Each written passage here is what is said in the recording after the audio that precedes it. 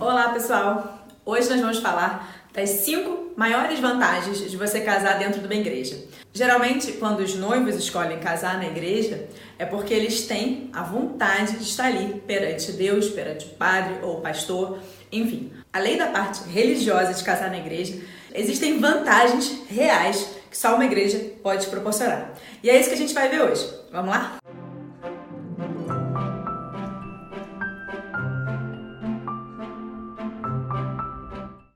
Bom, a primeira grande vantagem de casar na igreja, sem dúvida, é a pompa que uma igreja tem. Afinal, muitas vezes são séculos de história por trás daquele ambiente. Um altar, às vezes, de ouro, entalhado à mão.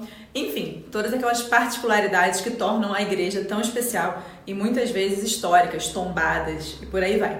Mas além dessa pompa, dessa classe, desse glamour que existe na igreja, existe também o fato do sino estar lá. Em grande parte das igrejas é possível você tocar o sino antes da fanfarra. Fanfarra é aquele carinha que fica com um trompete para anunciar a chegada da noiva. Então, só na igreja você tem sino, logo em seguida a fanfarra e aí sim a sua música de entrada, que muitas vezes, 90% dos casos, é a marcha nupcial. Bom, fora isso, dentro da igreja você tem uma acústica perfeita, uma acústica incrível, porque a maioria das igrejas foi projetada para ter um órgão, para ter coral, enfim, para ter música. E por isso elas estão projetadas para ter uma acústica muito próxima da perfeição. Então você imagina, você ter um coral a céu aberto, ou você ter um coral dentro da igreja, com aquelas vozes todas reverberando. Muitas vezes uma ou duas vozes são suficientes para causar um verdadeiro espetáculo para os seus convidados. Fora isso também, qualquer instrumento ecoa muito melhor dentro da igreja do que num ambiente mais aberto, onde o som se dissipa, se propaga mais fácil. Bom, e quem nunca sonhou com aquele véu, aquela foto clássica daquela igreja monumental, você lá na frente, no altar, junto com o seu noivo, e aquele véu maravilhoso, todo aberto, descendo pelas escadas e tudo mais. Acho que é a foto clássica de quem pensa no casamento da igreja, não é mesmo?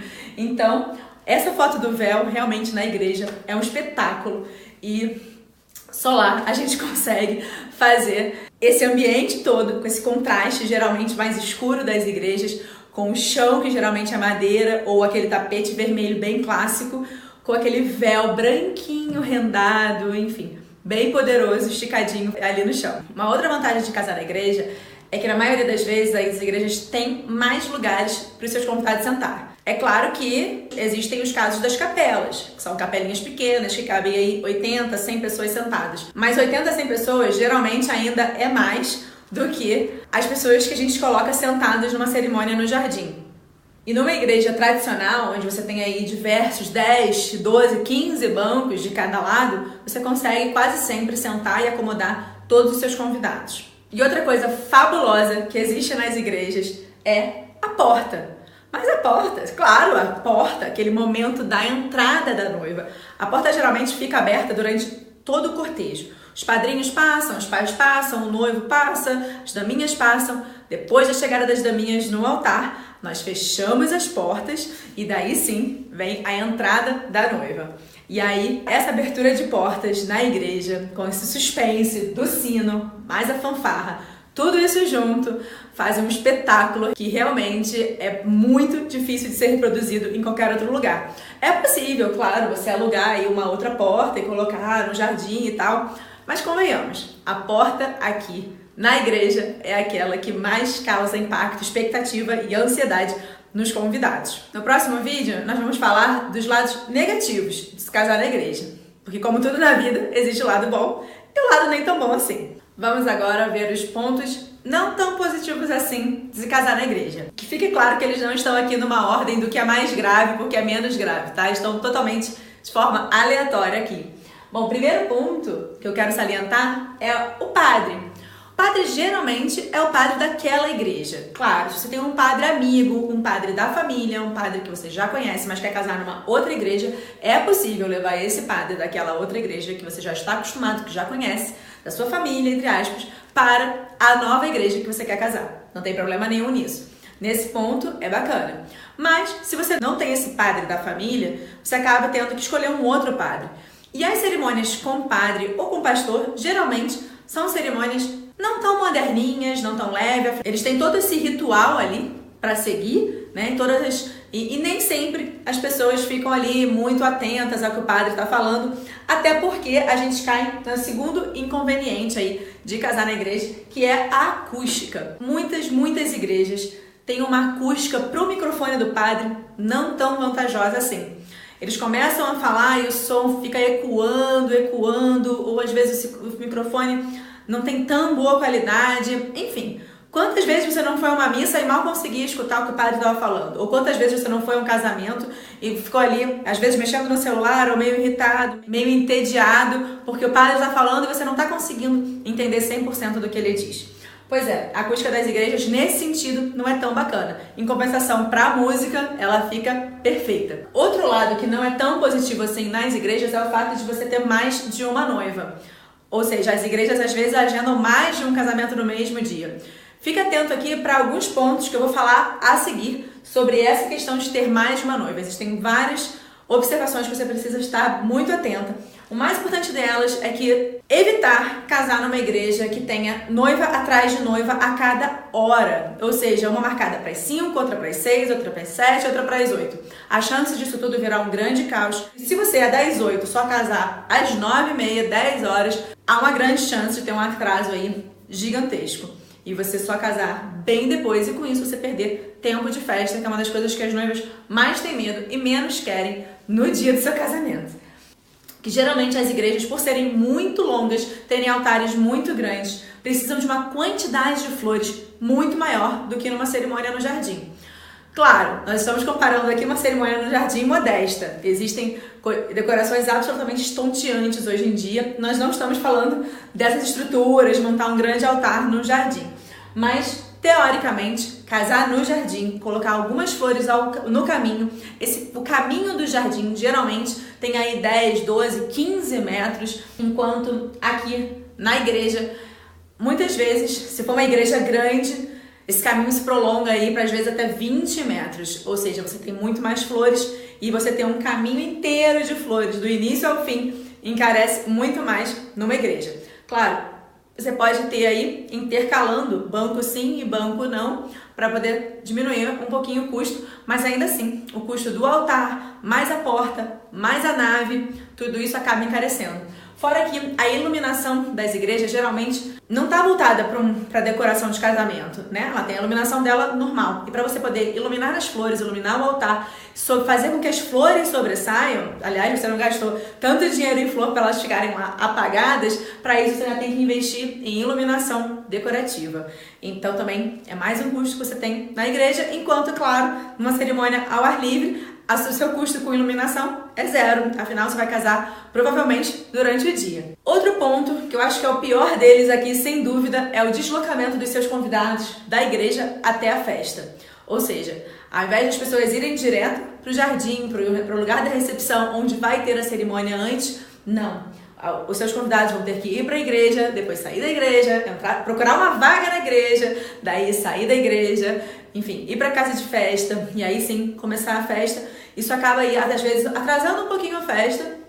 Então tenha bastante cuidado aí na hora de você agendar o horário da igreja, o início da recepção com a casa de festa, para você não ter perda aí de tempo de festa por causa desse deslocamento dos convidados. E, claro, tem sempre aqueles convidados espertinhos aí que vão direto para casa de festa porque pulam a igreja, né? Não querem assistir a cerimônia, acham chato, vou ter que ir para lá, Hoje em dia, então, com a lei seca tão em cima, né? Muitos convidados não querem sair da igreja, pegar um táxi até a igreja, depois pegar um táxi até a casa de festa, enfim, querem poupar tempo e dinheiro, já vão direto para a casa de festa. Enfim, é uma falta de educação, mas é o que acontece muitas vezes. Geralmente temos aí sempre uns convidados que chegam antes do horário porque não foram para a igreja. Então, nessa parte de deslocamento também aqui, fiquem bem atentos para não colocar uma igreja tão distante assim, mais de 25 minutos, 30 minutos estourando aqui a igreja do espaço da festa, isso já contando com o trânsito. É muito inconveniente e quanto mais distante for a igreja do seu salão de festa, maior vai ser o número de convidados que vai direto para a recepção e vão pular a cerimônia. Um outro detalhe muito importante para quem quer casar na igreja é saber de antemão que algumas músicas não são permitidas de tocarem dentro da igreja. Aliás, a maioria delas. Existe dentro da arquidiocese uma lista de músicas permitidas, uma lista de músicas toleradas e uma lista de músicas proibidas. Mas, meu Deus, eu nunca ouvi falar nisso. Pois é, mas o que você precisa saber é que geralmente as músicas, tipo, digamos que o seu sonho, tá? Vamos botar assim, digamos que o seu sonho seja casar com o tema da Bela e a Fera, que é um tema de filme, de novela ou de teatro, enfim, tá? Nesse caso, essas músicas populares, digamos assim, elas são proibidas dentro da igreja. Ué, mas eu já fui a um casamento que tocou o tema da Disney. Sim, nesse caso, existe uma autorização que você leva para o padre assina antes, e aí sim, os músicos podem tocar aquela música dentro da igreja. Nem todos os padres, claro, se preocupam com isso. Alguns fazem vista grossa e fingem que não estão preocupados com esse detalhe. É muito importante, antes de você definir a sua lista de músicas, e não é na semana, antes de você fechar com os músicos, você perguntar ao seu padre se aquela lista de músicas está ok. E se tiver alguma música dentro daquela lista que seja de filme, de novela, de livro, ou de teatro, enfim, qualquer coisa que não seja clássica, sacra, isso quer dizer como Ave Maria, por exemplo, ou Divertissement, enfim, as músicas clássicas, né? Nesse caso, essa listagem de músicas tem que ser aprovada pelo padre, tá bem? Não deixe de fazer isso, porque imagina se no dia, e já aconteceu, no dia do casamento, o padre pedir para ver a lista de músicas que vai ser tocada. E daí ele olha e fala, essa aqui não pode tocar e essa aqui também não. Como é que você faz? Lá na hora tem que trocar imediatamente a música da entrada de alguém. Então fique muito atenta a esse detalhe. E quais são as músicas toleradas? Vou dar um exemplo para você. Uma das músicas toleradas é a Marcha Nupcial. A Marcha Nupcial? Mas a marcha não é uma música clássica? Não. A marcha foi uma música composta para uma peça de teatro. Então, ela se enquadraria aqui. Mas ela virou um clássico, porque na verdade essa música foi composta para uma cena do casamento de uma peça de Shakespeare. Então, por esse motivo, por ter se tornado um absoluto clássico mundial, a igreja tolera que essa música seja tocada no dia do casamento, apesar dela ser uma música feita para uma peça de teatro. Então, uma curiosidade bem bacana, a marcha ser, em tese, uma música proibida. Então, gente, pelo sim, pelo não, melhor não esquentar com isso e escolher entre as músicas clássicas mais tradicionais para tocar aí na sua igreja, desde que a música seja bem tocada, bem executada, tenha bons músicos, uma boa orquestra, com uma boa sonorização. Isso já é suficiente para que qualquer música fique lindo dentro de um ambiente de uma igreja. E quando você tem que dividir a igreja com mais de uma noiva? Daí a gente tem uma situação boa e ruim, né? Afinal, você tem que dividir ali o seu gosto com o gosto de outra noiva.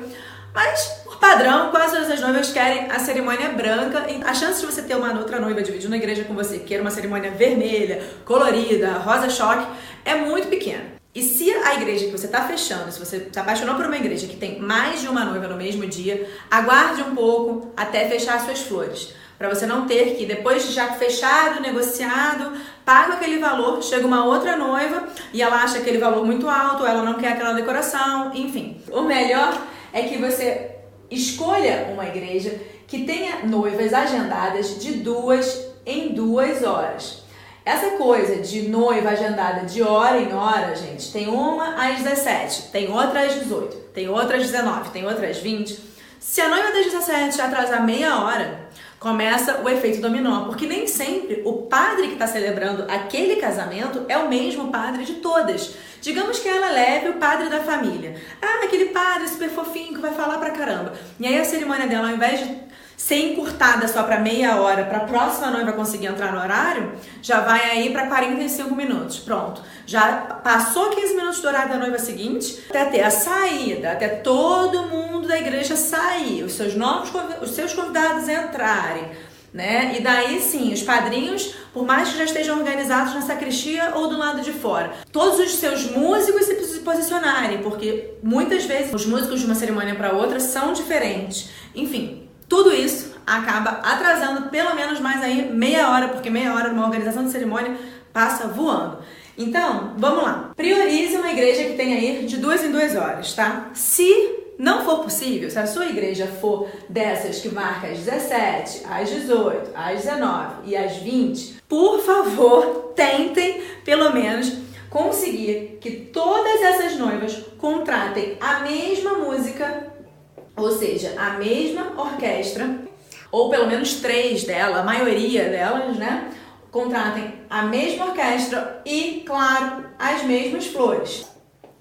Por quê? Porque pelo menos quando de uma noiva para outra, de uma hora para outra, por mais que tenha um atraso aqui, e ok, se o seu casamento das 18 começar só às 18h30, os músicos já estão lá. Não tem que todos os músicos saírem daquele espaço. Lembra que geralmente é uma escadinha apertada para chegar onde os músicos ficam, ou ficam lá próximo do altar. Ou seja, todo mundo tem que esperar a igreja esvaziar para os outros músicos saírem, para os novos músicos entrarem.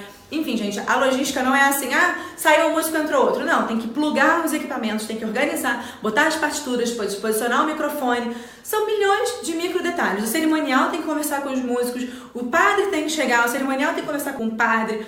Enfim, quanto às flores, é muito importante a gente ter bom senso na hora de estar lidando com outras noivas. Aliás, pensem que essas outras noivas, elas estão ali para dividir o custo com você. Elas não são suas inimigas, elas são suas melhores amigas nesse momento. Então chegue na reunião bem aberta e bem disposta para conversar com elas e definir o melhor perfil para a cerimônia. Digamos que você queira, por exemplo, um arco maravilhoso estonteante na entrada e as outras noivas não queiram. Não façam questão desse arco, até porque o custo vai aumentar demais com essa quantidade de flores. Nesse caso, seja benevolente, seja bacana e fale, gente, olha, esse é o meu sonho, eu quero ter o arco, então se vocês não se importarem que eu tenha o arco aqui na porta, se não for ruim pra ninguém, eu posso pagar o arco sozinha. Ou, por exemplo, no altar eu quero todos os altares laterais, digamos, enfeitados com flores, e as outras noivas já não fazem questão dessa decoração dos altares laterais, que são aqueles santinhos que ficam, né, em pequenos altares nas laterais. Então, se você fizer questão e elas não, seja generosa e fale, ok, eu pago por essa parte. Como eu falei, a ideia é que elas sejam suas amigas. Vocês estão trabalhando juntas em grupo para reduzir custos, para dividir custos, e não cabe a ninguém ali sair, porque eu quero isso que você tem que pagar também e tudo mais. Façam desse encontro uma coisa mais harmônica possível, e se em algum momento alguma das noivas ali começar a dar uma encrespada, você já muda o rumo do assunto e fala, gente, nós estamos aqui para dividir, vamos nos unir que assim a gente ganha mais, certo? Outra coisa que é muito importante também é com relação aos músicos. Pense comigo, se cada noiva, digamos que vocês vão ter 3 noivas, né? A das 17, a das 18 e a das 19 horas, né? Geralmente esse perfil de igreja vai até às 20. Então, digamos que você tem aí 4 horários de igreja, né? Se a noiva das 17 horas resolver contratar um grupo musical, a das 18 outro, a das 19 outro, a das 20 outro, esse entra e sai de músico demora demais, como eu já falei. Então, até um grupo desplugar, guardar todos os instrumentos, guardar as partituras, o próximo ir entrando, plugar tudo, posicionar as partituras, ajeitar os microfones e tudo mais, dá-lhe mais um tempo. Eu posso estar com o cortejo pronto para começar, a noiva pode estar na porta, mas se o músico não estiver posicionado, não tem como começar, né? Você vai começar sem música? Não vai. Então, o ideal também é que nessas igrejas com mais de 2, 3 noivas, o ideal é que a gente tenha também os músicos compartilhados.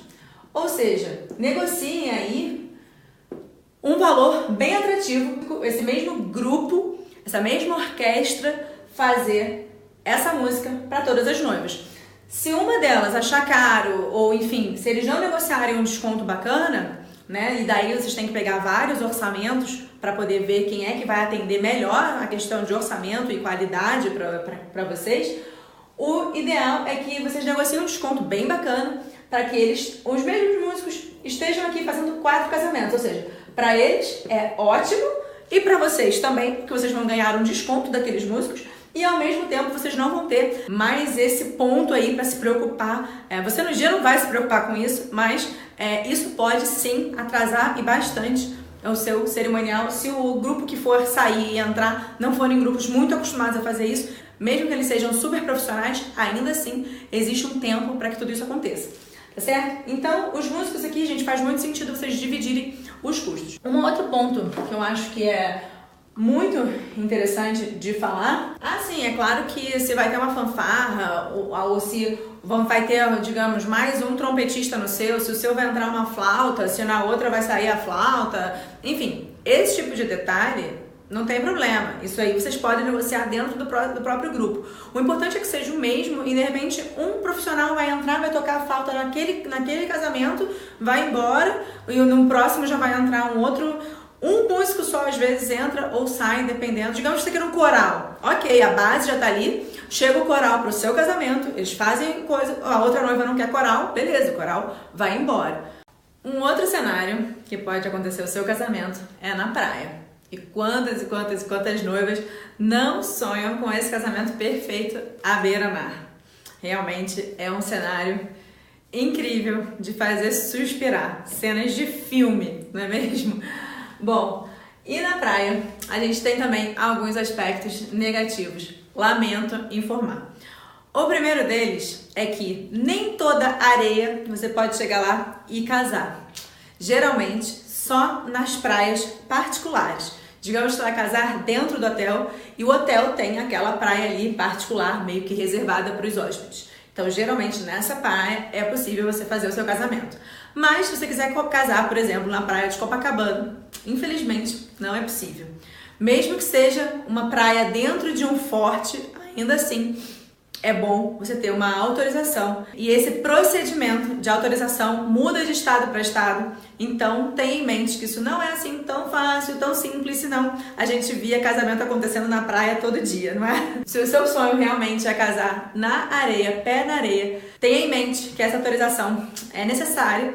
Ou você pode casar também, existe em alguns lugares que tem um quiosque, a própria área do quiosque tem uma areia, alguns lugares em Búzios também tem uma certa areia antes da areia pública, digamos assim. Enfim, existem outras possibilidades, mas a areia da praia ali pública, basicamente, é bem complicado de se fazer um casamento. Mas isso não impede, claro, que a gente case de frente para o mar em outras N situações. Mas fique de olho sempre nessa questão da autorização, que é sempre muito burocrática e bem complicada de se conseguir. Outra questão que ninguém fala, gente, ninguém fala, e nenhuma foto maravilhosa de Instagram que você for ver de um casamento na praia, é que na praia venta.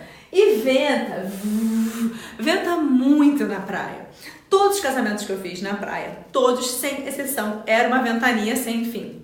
Então, digamos que você tenha sonhos de colocar aquelas cortinas todas, aquelas velas todas penduradas e tudo mais. É complicado. Por questão de segurança, eu não recomendaria. Mas sim, é possível você ter uma cortina, desde que a cortina esteja bem presa, desde que você tenha alguém de olho naquelas cortinas ali, que seja em alguém responsável, prender mais caso comece a ventar de uma forma muito forte. E outra coisa são as velas penduradas, que tem que ser velas com vidro em volta, claro, e bem fechadinhas. Não adianta você colocar aquele copinho, porque só o copinho, muito exposto, o vento bate. A primeira brisa, todas as suas velas estão apagadas. Então, essencial prestar muita atenção nessa questão do vento, por conta das velas, das cortinas. E se você quiser arranjos muito altos, muitos vidros, muitas taças, né? Tudo isso é muito complicado por conta do vento. Fique atento à sua decoradora, fale com ela também para que isso seja conversado. Crie uma expectativa para o dia que não vai poder ser realizado e ao mesmo tempo que você também tem um prejuízo muito grande, porque você imagina se 10 taças daquelas caem e quebram. Quem paga o prejuízo são vocês. Então, a questão do vento é muito sutil. Pouquíssimas pessoas falam, mas é muito importante porque de fato venta muito. Outra coisa relacionada ao vento, gente, é o tempo. Se tem aí uma coisa que a gente não consegue, né? A gente, enquanto decorador, enquanto cerimonial, que a gente não consegue ajudar e controlar é o tempo. E o tempo eu falo aqui do clima mesmo, da meteorologia. Ou seja, o que eu quero dizer aqui pra você é, se você sonha com um dia de sol, etc., ótimo. Vamos focar, botar todos os ovos para Santa Clara, para que realmente seja um dia de sol ensolarado, bem lindo para o seu casamento. Mas o mais importante aqui é que você não se frustre, não fique nervosa, não fique desesperada, não chore, não seja o fim dos tempos se no dia do seu casamento amanhecer nublado, se a semana do seu casamento for uma semana de chuva. Acontece. O mais importante, o que vocês têm que focar no dia do casamento é: eu estou casando com o homem que eu escolhi para casar. A partir desse dia, nós começamos uma nova família. A partir daqui, o nosso amor está sendo celebrado nesse dia. Não importa se com sol, se com chuva, se com vento, se com raio, né? Então a questão do tempo, gente, é muito importante para não haver essa frustração nas noivas. Já vi noivas chorando, desesperadas e tudo, como se o dia do casamento tivesse acabado por conta da meteorologia. E na verdade isso é um pequeno detalhe, porque quando você tem um casamento na praia e todos os convidados viajam para estar naquela cidade, a verdade é que o tempo é um mero detalhe. Com chuva, com sol, as pessoas vão estar ali prestigiando vocês. Elas já foram até lá, já estão com o hotel pago. Não vai ser isso que vai deixar de fazer com que as pessoas vão ao seu casamento, certo? Então, tenha muito essa questão do tempo, de não ficar arrasada no dia se chover ou se não fizer o sol que você está esperando. Até porque muito sol também é muito ruim, né? Ninguém quer ficar ali suando, os convidados desesperados embaixo de um sol muito forte. Como eu falei, outro ponto negativo, digamos assim, é que se você for casar numa praia, né, que não é uma praia central ali no meio de uma capital, for uma praia como Búzios, como Arraial do Cabo, como Angra dos Reis, enfim, como Jericoacoara e tantas outras pelo Brasil, né, por mais termos são praias, é a despesa dos convidados, né? Então, pensem que os seus convidados têm que ter o poder aquisitivo de viajar da cidade, reservar uma noite pelo menos no hotel, que seja de sábado para domingo, do dia da festa para o dia seguinte, né? E ao mesmo tempo também tem o custo de locomoção, o custo de alimentação fora de casa, né? O custo do hotel propriamente, enfim, é uma despesa um pouco além do que ele teria se fosse ali pertinho de casa, no bairro do lado. Então, esse é um ponto que é considerável no caso do poder aquisitivo dos seus convidados. E outra coisa que é muito importante no relação ao casamento na praia são os atrasos. Mas como assim, Carol, atraso? Pensa que os seus convidados vão estar lá, maioria desde cedo, né? Vão sair de manhã de casa e vão viajar até a tal da cidade, ou vão estar já lá desde o dia anterior. Enfim, eles vão estar numa cidade de praia. Muitos deles já vão chegar de manhã cedo para poder aproveitar o dia e aproveitar a praia, né? E num casamento de praia, o look dos convidados, a preocupação das mulheres com cabelo, maquiagem e tal, ela cai um pouquinho, ela não é assim tão exigente com cada micro detalhe. Então ela não fica horas e horas e horas e horas no salão. Basicamente ela pode pegar uma prainha, né? Sair da praia, comer alguma coisa rapidinho, daí secar o cabelo com o secador, fazer uma escovinha e tal, e tá pronta pra festa. E a mesma coisa acontece com os meninos. Acordam, vão pra praia, querem curtir, querem beber um pouquinho. Enfim, é um dia de praia normal, tanto para as meninas quanto para os meninos, para qualquer dos seus convidados. E o fato é que esse clima de praia gera um relaxamento nas pessoas. E elas olham e falam assim: ah, é só chegar no hotel, tomar um banho rápido e descer pra cerimônia. Ah, a cerimônia é logo ali. Ah, isso é tranquilo. Ah, já eu tô. Enfim, isso gera um relaxamento tamanho que as pessoas acabam se atrasando para a cerimônia. Então é muito, muito, muito comum que ocorram atrasos na cerimônia. E justamente num casamento na praia é que um atraso não pode acontecer. Afinal, ninguém quer casar no escuro na praia, né? Você quer ter fotos do dia, você programou a hora da cerimônia para que você tenha uma margem para tirar fotos ao pôr do sol, provavelmente. Então, o atraso dos convidados é muito complicado. Então, eu sugiro que no seu convite você coloque aí pelo menos uns 45 minutos antes do horário que você quer, de fato, começar a sua cerimônia, ou seja, quase uma hora aí é bom você agendar, e principalmente com os padrinhos também, que entram também nesse clima do oba-oba da praia, para que você tenha o seu horário de cerimônia respeitado, que você ainda faça as fotos num dia lindo, com luz do dia, né? E se você estiver programado de aproveitar o pôr do sol, também tenha fotos magníficas no pôr do sol, porque basta um padrinho ou uma daminha, etc., atrasar para que tudo seja jogado por água abaixo, ou então, claro, tenha em mente muito forte com você que se alguém não chegar e se alguém estiver atrasado, você começa mesmo assim. Então, um ponto muito importante com relação ao atraso é dizer que você vai começar pontualmente, digamos, às 16h30 a sua cerimônia. E deixa isso claro, claro mesmo, escrito pontualmente. Escreve no seu site, escreve no convite, escreve onde quer que seja, que você vai começar às 16h30. E reafirme isso para as pessoas que você vai entrar às 16h30, porque você tem que tirar as fotos logo depois ainda com o sol ali de cenário para suas fotos. Ok? É isso. No próximo ponto a gente vai ver as vantagens, que são inúmeras, maravilhosas, de se casar na praia. E é claro que nós temos inúmeros pontos positivos de se casar na praia. O primeiro deles, é óbvio, não poderia ser diferente, é o cenário.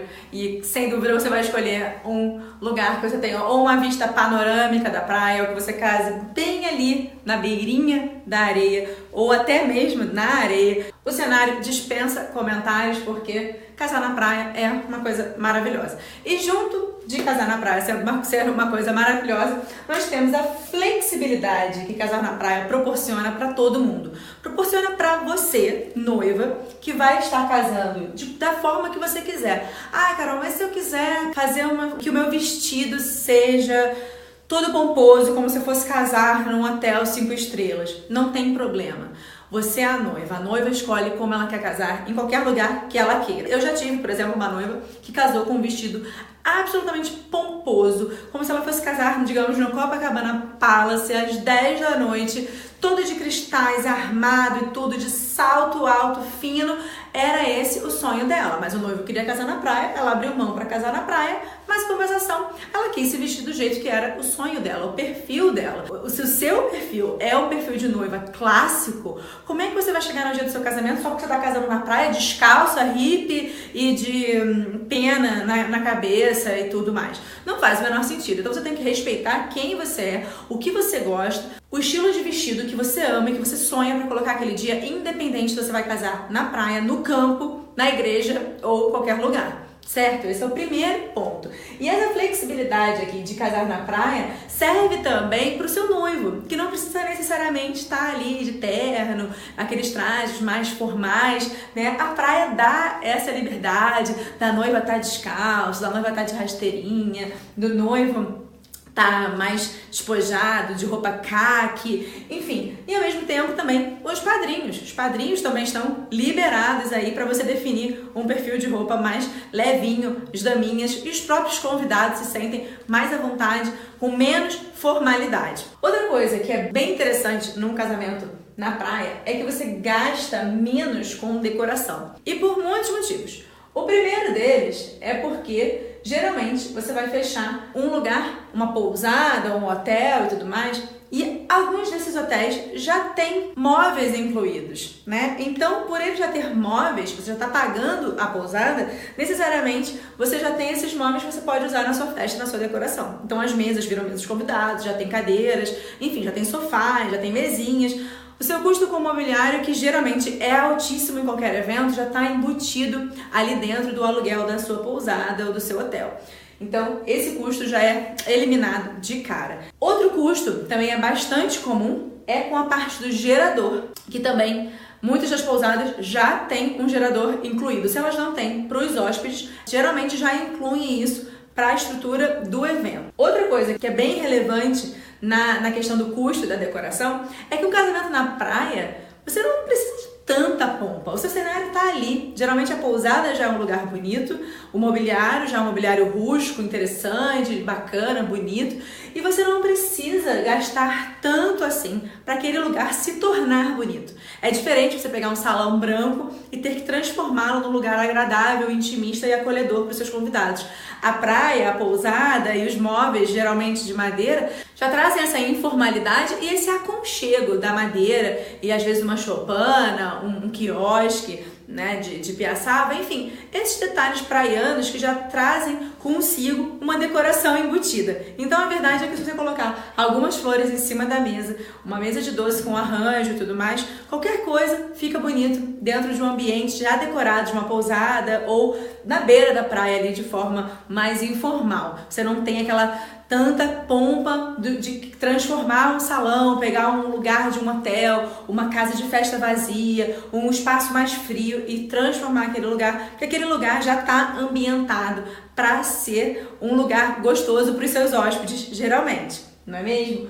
E outra coisa muito importante da gente observar nos casamentos é que nos casamentos na praia você tem mais tempo de festa.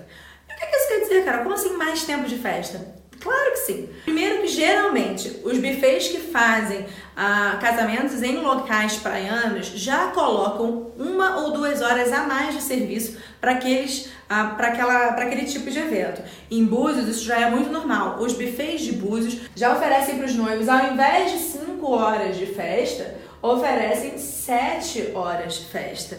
Porque os convidados vão chegando, tem aquele drink inicial, aquele clima, né, descontraído da praia, uma bebidinha ali antes, ou que seja só um suco, mas enfim. Depois disso, começa o coquetel, depois da cerimônia, e aí sim a festa rola. A verdade é que quando os seus convidados se deslocam para uma cidade de praia para estar no seu casamento, eles estão ali para isso. Então, no dia seguinte, as pessoas podem acordar mais tarde, elas estão muito mais relaxadas porque elas estão bem pertinho do hotel, provavelmente não vai ter lei seca no caminho, elas podem beber, porque elas podem cair de tanto beber, que elas podem ir até andando até o hotel, porque é sempre pertinho, enfim. Tudo isso gera um conforto mental para o seu convidado que faz com que ele relaxe mais, né? E ao mesmo tempo que ele curta mais a sua festa, que ele não fique, ai meu Deus, eu tenho que ir embora porque meia-noite já está perigoso e tal. Geralmente não. A cidadezinha que vai acolher ali a sua festa é uma cidade pequena, a criminalidade é muito menor. Enfim, tudo isso gera esse conforto para o seu convidado, para ele ir ficando. No final tem aquele pessoal que se joga na água, que se joga na piscina. Enfim, que gera um clima muito bacana os casamentos na praia.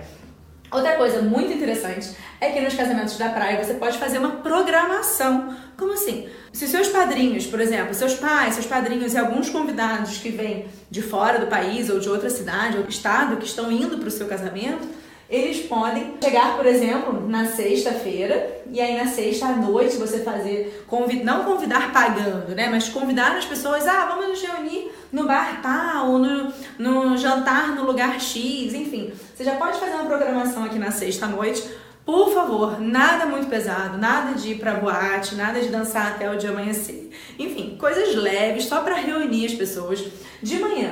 Se no hotel que você estiver ficando, outras pessoas também estiverem, como seus padrinhos e tudo mais, você pode, e é muito gostoso, e é muito legal, você tomar café com aquelas pessoas. Então, gente, olha, vamos nos encontrar, digamos, às 8h30 no café, pelo menos com as pessoas mais próximas, e daí você já acorda no clima de festa. E, além disso, no dia seguinte, depois de terminar a festa, você pode marcar, ou seja, sábado, né, o café, e no domingo, né, digamos, você pode marcar um passeio de barco, digamos, meio-dia, ou marcar um almoço, enfim, um passeio de barco com almoço a bordo para algumas pessoas, ou marcar simplesmente um almoço no restaurante X para aquelas pessoas mais próximas, os padrinhos e tudo mais. Você não vai chamar todos os convidados, ou simplesmente mencionar para os convidados que no dia seguinte vocês vão almoçar no lugar X, e quem quiser ir está convidado e cada um paga a sua, obviamente. Enfim, fazer disso uma programação, ou seja, ao invés do seu casamento durar apenas o sábado à noite, ele vai começar na sexta-feira para alguns convidados, vai prosseguir no sábado e termina no domingo. E muitas pessoas que casam na praia são estrangeiros, ou seja, uma brasileira casando com estrangeiro ou vice-versa. E o que acontece é que muitos estrangeiros vêm para o Brasil, às vezes até pela primeira vez, por conta desse casamento. E fazem disso uma viagem de férias, programam as férias para estar aqui no dia do casamento. Com isso, é muito bacana porque os próprios noivos já podem emendar meio que a sua lua de mel ali, ou pelo menos passar mais 2 ou 3 dias com aqueles convidados especiais que se deslocaram do outro lado do mundo para estar ali com eles naquele dia e viver, estar mais presente, conviver com aquelas pessoas que eles não veem às vezes por tanto tempo.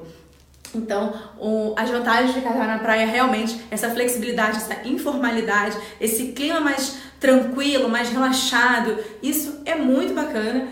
Isso agrega muito no evento. A praia, mas como eu falei também, gera um pouco mais de controle no tempo para não se atrasar. Acaba tendo um pouco mais de dor de cabeça com a questão de controlar as pessoas que bebem muito, que dão trabalho, né? Enfim, isso também é um outro ponto que às vezes é legal ficar atento. Se você tiver muitas pessoas no seu casamento, e nesse caso é legal ter uma UTI móvel na porta para atender, ou um pequeno centro médico ali para atender as pessoas que forem beber muito. Se a sua festa fosse estender aí, digamos, mais de 5, 6, 7, 8 horas, né? É legal ter alguém aí para dar uma assistência, porque as pessoas geralmente também tendem a beber um pouco mais.